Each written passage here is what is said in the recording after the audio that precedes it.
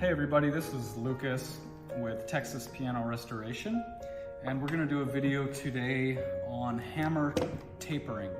So we're going to take a new set of hammers that was just bored, and we're going to taper the tail so that the tail is going to match the back check in the piano action just perfectly. And we're gonna remove a little bit of weight as well from the hammer. And to do the hammer tapering, we're gonna be using this jig from Renner. And what this does is it allows you to offset the hammer just a little bit, and you actually run this through your table saw, which you can see right here. And that's going to allow us to remove just a little bit of material from both sides of the hammers. All right, so this right here is a test hammer. Before you do this on your set of hammers, it's really a good idea to do some test pieces. So you're gonna have some extras that you can use to test. This hammer has not been tapered. So the way this jig works is you have one hammer, which is a dummy hammer. So you can go ahead and label it dummy.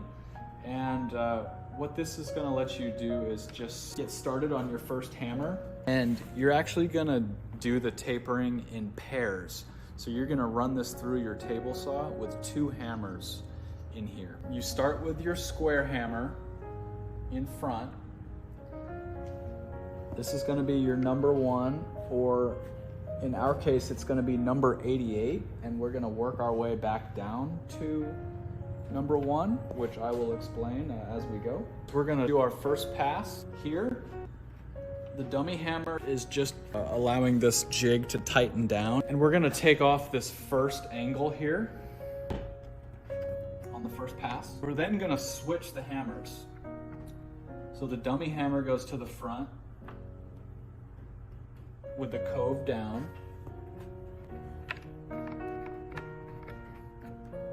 And then the hammer that you just cut is gonna go to the back with the cove up. We've made our first pass. We're gonna switch this now and put this hammer in the rear position with the cove of the hammer facing up. Now we're gonna make our second pass. But you have to imagine the angle is gonna change here, because you've already removed some material here, and so it's gonna sit further in on the tool. The way we set it up, the end of the tail should just sit at the end of that set screw. That gives you a reference point, and then that allows you to put the hammer in the same way each time. Okay.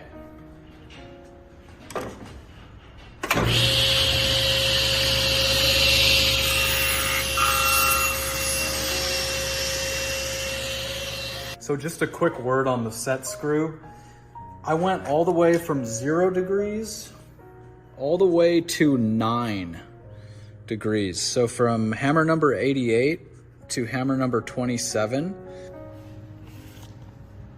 we had a change in the boring angle of 9 degrees. So that's pretty significant, but I did not have to adjust this screw very much throughout the whole thing. I just kept an eye on it as I was going. As you're going, you just want to make sure that your hole is still centered, roughly centered. And you'll notice as you get further down, on the bottom of the hammer, you want that hole to be roughly centered. But you'll see once you get to these higher angles, you get really close to the hole. So that's why you want to compensate with that set screw a little bit. All right, thank you everybody, and we'll see you in the next video.